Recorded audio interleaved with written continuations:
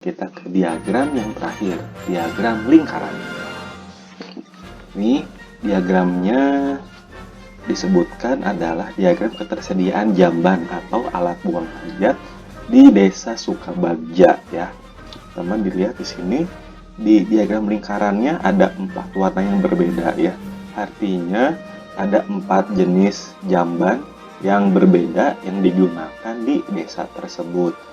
Ya, jadi secara tampilan kita bisa langsung kelihatan ya dengan diagram lingkaran. Jenisnya ada berapa macam gitu ya. Di sini ada 4, warnanya beda-beda. Teman-teman bisa langsung lihat artinya apa yang warna-warna ini di keterangan di sampingnya ya. Yang biru artinya leher angsa, yang merah artinya pelangsang, yang hijau cemplung, yang ungu tidak punya. Leher angsa ini jamban yang bentuknya toilet jongkok ya. Yang merah ini pelangsang, pelangsang itu toilet duduk ya. Yang C itu cemplung. Kalau teman-teman nggak tahu bentuk jamban cemplung kayak apa, kita langsung nyemplung di badan air, sungai atau danau. Ini biasanya masih ada di kampung-kampung ya, di desa-desa yang masih terjaga. Ya, kemudian yang ungu ini artinya tidak punya, artinya di rumahnya itu nggak ada jambannya gitu. Oke, kita langsung lihat ke soalnya. Diketahui Desa Sukabagja terdiri dari 200 rumah. Oh, berarti di dalam Desa Sukabagja itu totalnya di dalamnya ada rumah sebanyak 200. Pertanyaannya yang A, berapakah rumah yang memiliki jamban bentuk leher angsa? Oke, kita langsung lihat ke grafik. Yang leher angsa ini yang mana? Kita langsung lihat di keterangan sini ya. Leher angsa yang warna biru. Berarti kita lihat warna biru. Angkanya 53% ya. Berarti 53% ini baru totalnya ya. Maksudnya baru nilai persennya. Tapi yang ditanya adalah rumahnya tuh berapa banyak gitu yang punya jamban untuk leher angsa. Teman tentu masih ingat artinya persen itu artinya per 100 ya. Berarti 53/100 kita langsung saja kalikan dengan jumlah rumah di desa tersebut. Ada berapa jumlah rumahnya? 200 ya. Di 200. Seperti ini. Langsung aja teman-teman bisa langsung kalikan. 53 kali 2 ini 106. Jangan lupa 0, 2-nya ikut. 1, 2 bagi per 100. Jangan lupa ya. Ini coret, berarti ada 106 rumah. Ya. Yang pertanyaan B, berapakah rumah yang memiliki jamban berbentuk cemplung? Kita lihat di keterangan ini cemplung yang warna hijau. Hijau banyaknya 28%. Berarti 28%. Ya. Lah kerjakan dengan cara yang sama. 28/100 dikali total rumah di desa tersebut ada 200 ya. 200 sama dengan langsung kalikan 28 kali 200. 28 kali 2 56. 02-nya ikut 00 per bawahnya per 100 00. 0-nya sama ya. Ada 2 coret. Jadi ada 56 rumah. Pertanyaan C, berapakah rumah yang tidak memiliki jamban? Yang tidak memiliki jamban yang warna ungu ya, indeksnya berarti ini 16%. 16% berarti 16/100 kali 200 ya. 16 kali 2, 32, 02-nya ikut 00 per 100, jangan lupa ya, 100. Langsung coret karena ada 2 angka baik di pembilang dan penyebut. Jadi langsung coret aja. Ada 32 rumah. Ya, seperti itu ya cara menjawab untuk diagram lingkaran. Sebenarnya dalam diagram lingkaran kadang datanya muncul dalam bentuk persen. Ya, kalau persen tuh biasanya berarti total semua datanya kan 100% ya.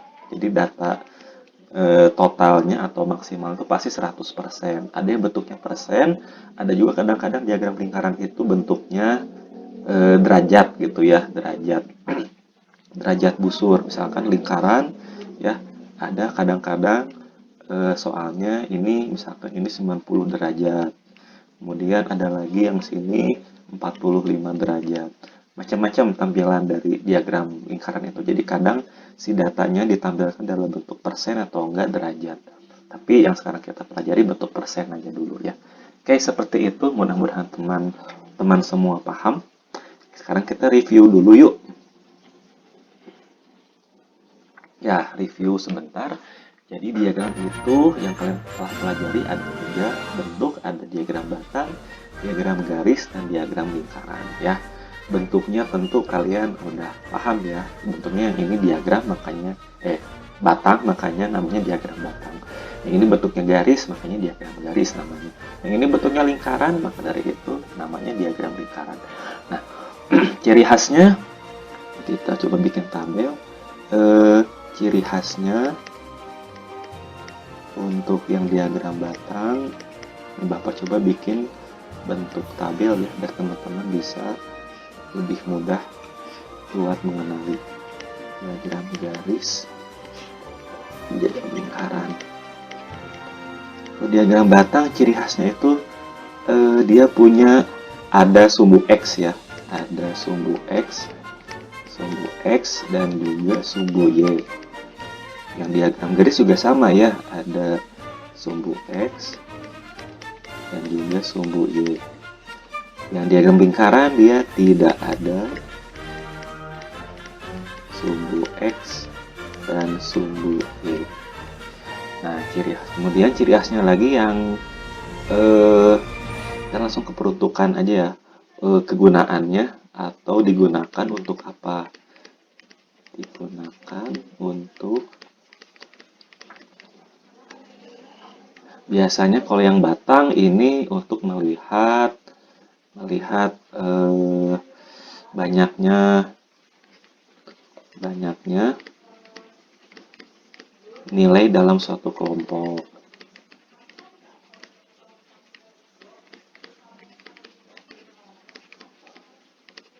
Di diagram batang ini teman-teman bisa langsung lihat kan banyaknya nilai dalam SD5 ini nilainya ada berapa aja sih gitu kan ya.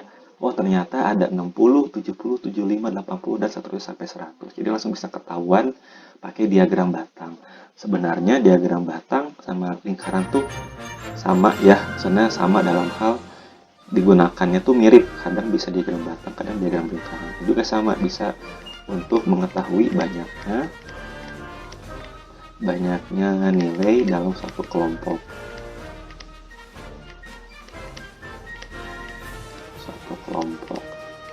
Gitu ya, langsung kelihatan gitu kan di diagram lingkaran ini yang pakai jamban angsa, pelangsa, cemplung dan tidak punya itu berapa banyak gitu kan, langsung kelihatan ya yang paling besar mana, paling sedikit mana gitu ya.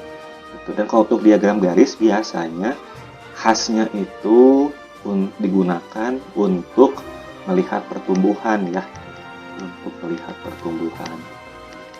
melihat pertumbuhan atau proses ya, untuk melihat pertumbuhan atau proses terhadap waktu, seperti itu kurang lebih ya teman-teman untuk diagram batang, garis, dan lingkaran. Semoga teman-teman paham ya bagaimana cara membaca diagram batang, garis, dan lingkaran. Terima kasih.